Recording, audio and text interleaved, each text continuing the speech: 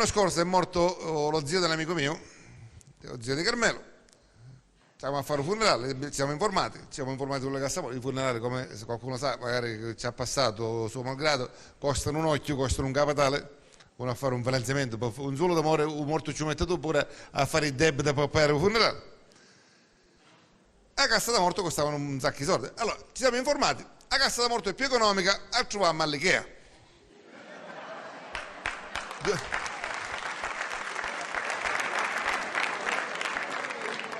280 euro costava da montare, Flunderbar.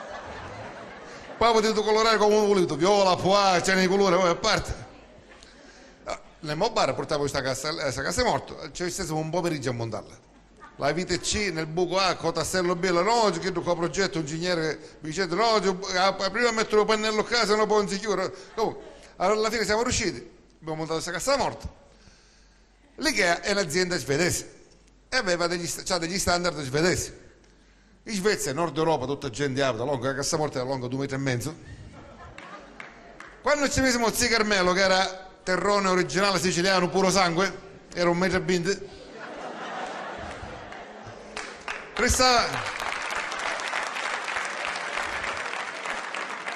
Restava mezza cascia vacante. Io dico, guardandoci con gli amici, dico, pare brutto, che c'è la cassa di 1 metro, morto Nico. Pare che sparagniamo con morto.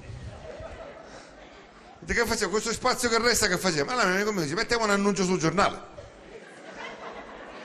E mi siamo all'annuncio sul giornale, cercasi nano morto per condivisione bar. Forse c'hai un pochettino il colon intasato, dobbiamo stappare il colon. E io già immaginavo tubi, cose, non lo so, tubi di qualsiasi... Dice no, prende queste erbe, le prende 3 volte al giorno, ci sentiamo fra 15 giorni. Io l'ho chiamata dopo un'ora, che era settato al gabinetto.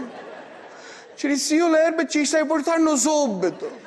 Ma per quale motivo? Perché avevo 40 minuti che sono assettato al gabinetto, mi posso sostenere. Secondo me il colon non è che è pulito, ci potevo passare la candeggina ormai. È pulitissimo. Il colon è talmente pulito che io quando cammino si sente tipo le dita sui piatti puliti.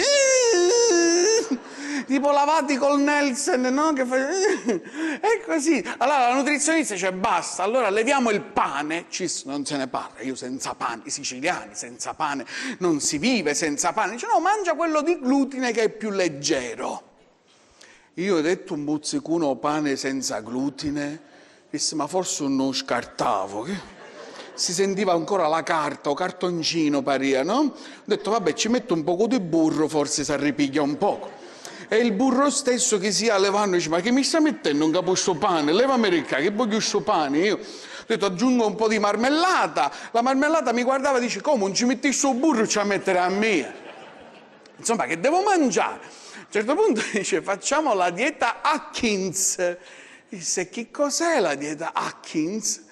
No, praticamente non puoi mangiare carboidrati, poi tutto quello che vuoi. Io dopo 3 giorni senza carboidrati, senza pane, senza pizza, io non ce la facevo più e a un certo punto io ero col panino in mano con wurstel dentro, che stavo dando un morso e dalla finestra in mezzo alla strada si sentiva la nutrizionista col megafono posa il panino, esci con le mani in alto. Dice no, lasciatemi, esci se no ti arrestiamo, io ammazzo wurstel se non me ne andate. Primo appuntamento è sempre qualcosa di emozionante. L'uomo finalmente si fa la doccia con stricamento. Che significa? Che l'uomo di solito come se la fa la doccia la mattina? Senza sapone la testa, poco di sapone, cacare, i peli si lavano così. Così e si è lavato.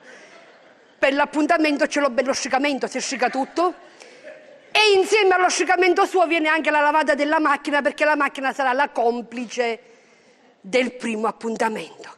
Lei, la donna che è così ingenua, che ti dice ma io no, ma figurati metto la prima cosa che mi capita. 15 giorni prima se ne vanno no parrucchieri, PlayStation, trucco amaliante, vestito mozzafiato. Poi perché? Perché donna? Perché ti metti la minigonna? Perché? E quando chiani nella macchina tiri. E tiri. Ma che tiri se ci manca la roba? Che tiri? Che tiri? Lei che si è fatta tutte le unghie finte e un rossetto di un musto mulinciano che mentre che io metto a modo di totali. Ma che ti pare che chi tu è fatto di cartongesso? Chi tu uomo è? Con la minigonna di un musto di ciglia finte che ci va svolaziando. Chi tu la prima cosa che fa azzicca una mano della coscia. E tu vedi lei che fa così. Maria! Ma che sei scemo? La prima volta! E già mi hai messo le mani addosso! Oh, ma si poco! Oh, ma si poco! Oh, ma andate trudo che si poco! Ma così stasera io? Tu sei un imbrogliona! Tu sei una donna imbrogliona come tutte le donne! Se a te non ti interessava, perché ti fai sta depilazione totale? Ah, un pilo, a cosa ci interessava?